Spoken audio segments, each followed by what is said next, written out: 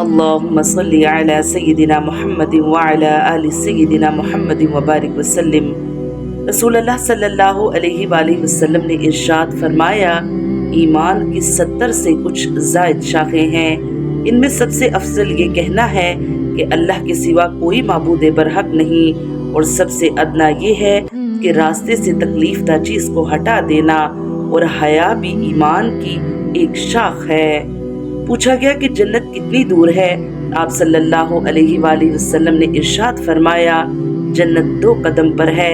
पहला कदम नफ्स पर रख दो, दूसरा कदम जन्नत में होगा। अल्लाह का जिक्र करते रहा करो, चाहे घर में हो या रास्ते में, क्योंकि जिस चीज के सामने अल्लाह का जिक्र करोगे, चाहे वो पत्थर, फूल, दरख्त या कुछ भी हो, कयामत के दिन गवाही देगा कि या अल्लाह तेरा ये बंदा तेरे जिक्र में मशगूल रहता था।